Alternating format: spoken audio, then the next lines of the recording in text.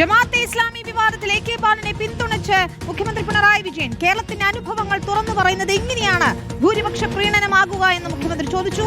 മാറാട് കലാപം ഓർമ്മിപ്പിക്കുകയാണ് AK ബാലൻ ചെയ്തത്. ഇന്നത്തെ കേരളമായിരുന്നില്ല അന്ന്. ഇന്നും വർഗീയ കലാപങ്ങളില്ലാത്ത കേരളമാണ്. വർഗീയ ശക്തികൾ കഴിഞ്ഞാടാൻ കഴിയാത്ത വിധം കേരളം മാറിയെന്നും മുൻപ് UDF വർഗീയതയ്ക്ക് കീഴ്പ്പെട്ടിരുന്നുവെന്നും മുഖ്യമന്ത്രി വാർത്താസമ്മേളനത്തിൽ കുറ്റപ്പെടുത്തി. അതായത് ഇവിടെ നമ്മൾ ശ്രദ്ധിക്കേണ്ട കാര്യം, ഇന്നത്തെ കേരളം നമ്മുടെ രാജ്യത്തിന് മുന്നിലൊരു മാതൃകയാണ്. അതായത് വർഗീയ സംഘർഷങ്ങളില്ല, വർഗീയ കലാപങ്ങളില്ല. എന്നാൽ അതിൽ നിന്ന് വ്യത്യസ്തമായ ചിത്രം കേരളത്തിലുണ്ടായിരുന്നു. അതാണ് സഖാവ് AK ബാലൻ ഓർമ്മിപ്പിച്ചത് എന്നാണ് ഞാൻ കരുതുന്നത്.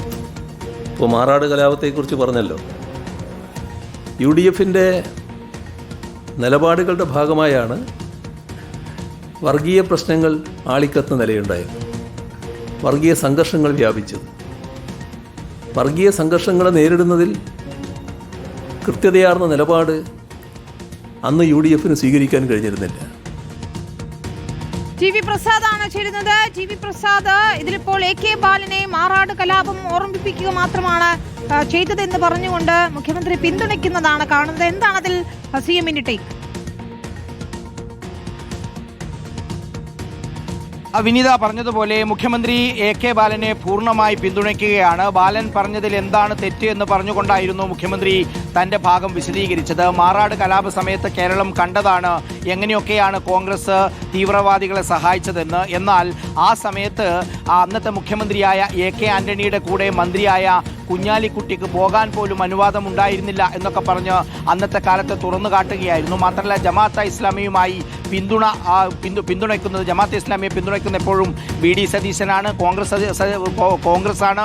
അതോടൊപ്പം തന്നെ നേരത്തെ KPCC പ്രസിഡന്റ് ആയിരിക്കുമ്പോൾ രമേശ് ചെന്നിത്തല നടത്തിയ പ്രസംഗം, അതുപോലെ ഇന്നത്തെ പ്രതിപക്ഷ നേതാവ് VD സതീശൻ നടത്തിയ പ്രസംഗം, ആ പ്രസംഗങ്ങളെല്ലാം കേരളത്തിലെ മത തീവ്രവാദികൾക്ക് വേണ്ടിയിട്ടുള്ളതായിരുന്നു എന്ന് ധ്വനിപ്പിക്കുന്ന രീതിയിലായിരുന്നു മുഖ്യമന്ത്രിയുടെ മറുപടി. യഥാർത്ഥത്തിൽ AK ബാലന്റെ പ്രസ്താവന, ആ പ്രസ്താവന കേരളത്തിൽ മതേതരത്വം നടപ്പിലാക്കുന്നത് LDF മാത്രമാണ് എന്ന് വരുത്തി തീർക്കാനുള്ള പ്രസ്താവനയിലേക്ക് മുഖ്യമന്ത്രി കൊണ്ടുവന്നു എന്നുള്ളതാണ്.